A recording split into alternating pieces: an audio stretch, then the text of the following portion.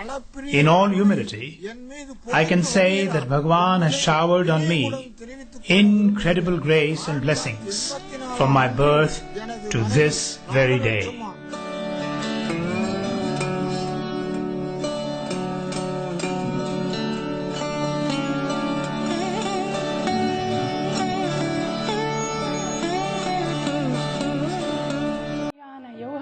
செய்வதாக இருந்தாலும் சைவ உணவு உண்பது என்பது அத்தியாவசியமான தேவை.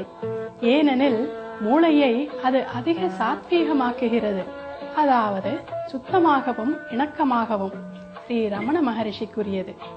அழிவற்ற ஆத்மா ஸ்ரீ ரமண மகரிஷியுடன் கலந்துரையாடல்கள் பால் பிருண்டனும் மங்கள வெங்கட்ராமையாவும் எழுதியது.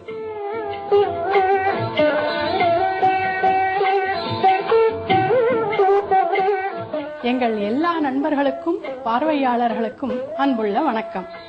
இன்று சைவ மகான் நிகழ்ச்சியில் 20ஆம் நூற்றாண்டின் உன்னதமான துறவியாக போற்றப்பட்ட பகவான் ஸ்ரீ ரமண மகரிஷிக்கு சிறப்பு மரியாதை செலுத்துவதை நாம் தொடர்வோம். பகவானுடைய நெருக்கமான விலங்கின நண்பர்களில் ஒன்று லக்ஷ்மி என்ற பசு.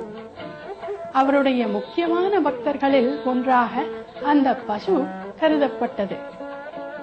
லக்ஷ்மி என்னும் அந்த பசு பகவானை தரிசிக்க தினமும் அங்கு வரும். பகவான் அந்த பசுவை மிகுந்த அன்புடன் பார்த்து அதன் தலையை வருடி கொடுப்பார். லக்ஷ்மி ஆசிரமத்திலேயே வசிக்கவில்லை என்றாலும் தினமும் தானாகவே ஊருக்குள் இருந்து ஆசிரமத்துக்கு நடந்து வந்து மாலையில் திரும்பிச் சென்றுவிடும். பகவானுக்கு தனது ஆழமான மரியாதையை காட்டிய லக்ஷ்மி ஒரு நாள் அவரிடமிருந்து விடை பெறும் பொழுது தனது பின்புறத்தை பகவானுக்கு காட்டக்கூடாது என்பதற்காக அவர் உட்கார்ந்திருந்த இடத்திலிருந்து கூடத்தை விட்டு வெளியேறும் வரை பின்புறமாகவே நடந்து சென்றது. ஆசிரம வளர்ச்சியில் பசுக்களுக்கு முக்கிய பங்கு இருந்ததாக பகவான் குறிப்பிடுவார். எதிர்காலத்தில் ஆசிரமம் இன்னும் பன்மடங்கு வளரும் என்றும் உண்மையை உணர விரும்புவோர் உலகெங்கிலுமிருந்து இங்கு வருவார்கள் என்றும் அவர் முன்கூட்டியே கணித்தார். விலங்குகளாலும் மிக உயர்ந்த தியான நிலையை அடைய முடியும் என அவர் காட்டினார். ஒருமுறை பகவானையே பார்த்தபடி லக்ஷ்மி அசையாமல் நின்று கொண்டிருந்தது. அதன் கண்களிலிருந்து கண்ணீர் வடிந்து அத்துடன் அதன் மூச்சுக்காற்றும் நின்றுவிட்டது. திடீரென பகவான் தமது சீடர்களை பார்த்து, லக்ஷ்மி இப்போது எந்த நிலையில் இருக்கிறது என்று உங்களுக்கு தெரியுமா என்று கேட்டார். யாருக்கும் விடை தெரியாததால் லக்ஷ்மி இப்போது நிர்விகல்ப சமாதி நிலையை அடைந்து விட்டாள் என்று பகவான் கூறினார். சமாதி நிலையின் அதிகபட்ச நிலையாக இந்த நிலை கருதப்படும். லக்ஷ்மியின் உயிர் பிரிந்த பிறகு அதற்கு பகவான் சமாதி ஒன்றை கட்டி லக்ஷ்மி முக்தி அடைந்ததாக வாசகங்களை அதில் எழுதுவித்தார். தனது அன்னைக்கு பிறகு முக்தி அடைந்ததாக பகவானால் உறுதி செய்யப்பட்ட இன்னொரு உயிர் லக்ஷ்மி மட்டுமே. பகவானிடம் விலங்குகளுடன் தொடர்பு கொள்ளக்கூடிய அற்புத ஆற்றல் இருந்தது. ஸ்கந்தாசிரமத்தில் பகவான் வாழ்ந்த காலத்தில் ஒரு நாள் ஒரு பெரிய கருநாகம் ஒன்று ஆசிரமத்தில் தென்பட்டது. அங்கு வாழ்ந்த ஒரு மயில் ஆசிரமத்தை காக்க அந்த கருநாகத்தை எதிர்க்க சென்றது.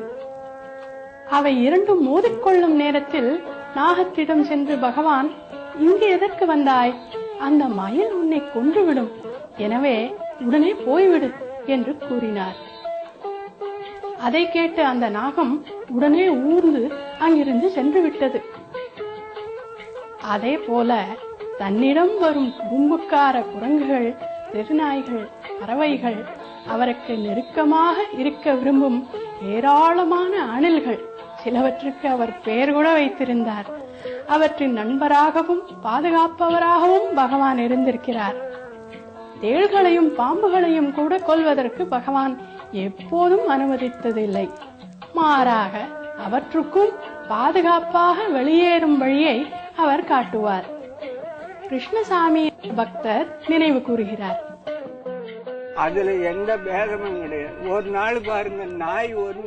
There was a lame puppy in the ashram, small and black. It would eat anything that was offered. Anantanarayan Rao, a devotee and a veterinarian, was asked by Bhagavan to take care of this puppy. In the morning, this puppy would be given idlis for breakfast. It would then relieve itself in front of the ashram office and create a nuisance for people there. When I was informed of this, I was angry at the dog and instructed the kitchen staff not to give him idlis. The dog ran to Bhagavan and complained, its tail wagging. When I told Bhagavan that the dog was denied idlis in accordance with my instructions, Bhagavan was annoyed and said, "Oh ho, you're using your power. So many people have used power and have become power mad. Now it's your turn." The next morning, while Bhagavan sat for breakfast, he refused to take idlis and relented only when all of us prostrated before him, begging him to have his breakfast and promising that the puppy would be fed every day.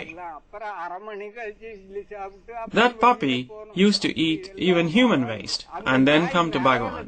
He would take his towel and wipe its face and keep the towel under his armpit, which won't be clean till the next morning. When we showed our displeasure, Bhagavan retorted, Yes, you all pretend to be clean. Only the outside is clean. Is the inside clean? When he said that, we felt very ashamed. தாவரங்கள் மீது பகவான் அக்கறை காட்டினார். ஒரு நாள் மரத்தில் இருந்து ஒருவர் தேங்காய் பறிப்பதை பார்த்தார். எந்த அறிவாளால் பறிக்கிறாய்? அது மூங்கிலால் ஆனதா அல்லது இரும்பாலானதா என்று தொழிலாளியிடம் கேட்டார். இரும்பாலானது என்று அறிந்ததும் அவர், கூர்மையான இரும்பால் அந்த மரத்துக்கு காயம் ஏற்படாதா? மூங்கிலால் இந்த வேலையை செய்ய முடியாதா என்று கேட்டார். தன் வாழ்வில் பகவான் எதனாலாவது ஈர்க்கப்பட்டிருந்தார் என்றால் அது அருணாச்சல மலைதான் என்று கூறப்படுகிறது. தனது வீட்டை விட்டு திருவண்ணாமலைக்கு வந்தபின் இந்த மலையடிவாரத்தில்தான் பகவான் தன் வாழ்நாள் முழுக்க இருந்தார். அவரால் நடக்க இயன்ற வரையில் தினமும் மலையில் அவர் நடந்து செல்வது வழக்கம். இந்த செயலைதான் அவர் மிகவும் விரும்பினார் என்று கூறப்படுகிறது. பகவானை பொறுத்தவரை அருணாச்சலம் என்பது வெறும் மலை மட்டுமல்ல. இந்த மலையின் அடியில் வாழும் சித்தர்களை ஞானக்கண் கொண்டு தரிசித்தார். இந்த மலையை உலகத்தின் மையமாக கருதினார். அவர் மலையை உண்மையில் சிவனாகவே நினைத்தார். ஒருமுறை இமயமலையையும் அருணாச்சல மலையையும் ஒப்பிட்டு கூறும்போது இமயமலையில் சிவன் இருக்கிறார், ஆனால் அருணாச்சல மலையே சிவன் என்று கூறினார். பகவான் ஸ்ரீ ரமண மகரிஷி சுத்தமானவர், உன்னிப்பானவர், சிறந்த சிந்தனையாளர். பயனுள்ள எந்த பொருளையும் அவர் தூக்கி எறிய மாட்டார். ஒருமுறை உபயோகித்த ஆணிகள், காகிதங்கள் ஆகியவற்றை திரும்ப வேறு முறையில் பயன்படுத்துவார்.